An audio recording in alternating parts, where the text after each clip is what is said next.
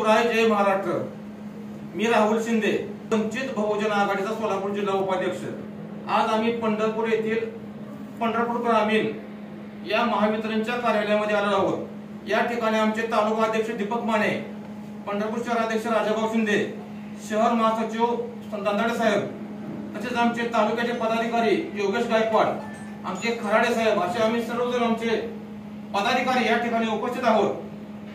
आज रोजी आम्ही कांबळे साहेबांना विनंती केलेली आहे व विनंती पत्र दिलेले आहे की मेंढापूर व चिलाईवाडी येथील लाईट अजिबात बंद न करता सुरळीतपणे व अखंडितपणे चालू ठेवावी।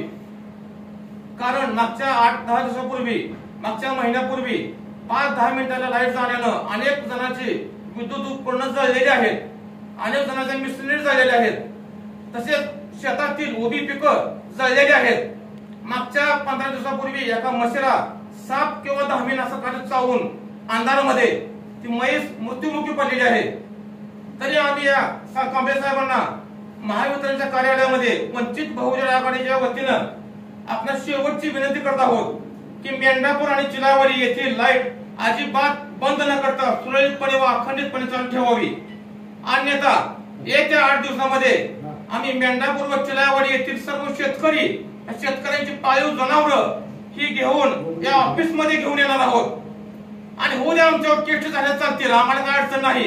आदरणीय बाळासाहेब आंबेडकरांचा हात आमच्या डोक्यावर आहे आणि आदरणीय बाळासाहेब आंबेडकरांनी सांगितल्याप्रमाणे त्यांच्या आदेशानुसार आम्ही या जिल्ह्यामध्ये तालुक्यामध्ये अगदी आक्रमकपणे काम करत आहोत। आमचे तालुका अध्यक्ष, शहराध्यक्ष आम्ही सर्वजण मिळून काम करत आहोत आणि एवढी शेवटची विनंती करून सांगतो साहेब तुम्हाला, अजिबात मेंढापूर आणि चिलाईवाडी बंद झाली नाही पाहिजे, अन्यथा त्याचे परिणाम तुम्हाला भोगावे लागतील। मोजे पंढरपूर व चिलाईवाडी या दोन्ही गावात होणारं जे काही ट्रिपिंग आहे ते ट्रिपिंग टाळण्यासाठी इथल्या स्थानिक वायरमॅनना सूचना केलेल्या आहे। तसंच सबस्टेशनमध्ये आपण सेपरेट 5 MVA चा नवीन ट्रान्सफॉर्मर चार्ज करून कोक नदी हा एक वेगळा फिडर काढलेला आहे।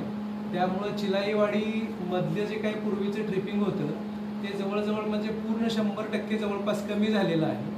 आणि आता उरलेला विषय जे आहे मेंढापूरचा, तर मेंढापूरलाही आपलं म्हणजे 5 MVA चं ॲग्युमेंटेशन 5-10 ट्रान्सफॉर्मर ते प्रस्तावित केलेलं आहे। सदरचं काम होताच तो पण विषय मार्गी लागेल, पण तात्पुरत्या स्वरूपात आपण तिथल्या स्थानिक वायरमॅनना सूचना देऊन सध्या टॅपिंगवरती 11 kV लाईनची जी टॅपिंग आहे ते टॅप एका आणि एक असे सोडवून त्या 11 kV चा करंट 200 अँपिअरच्या आत मेंटेन करण्याच्या सूचना दिलेल्या आहेत। ठीक आहे।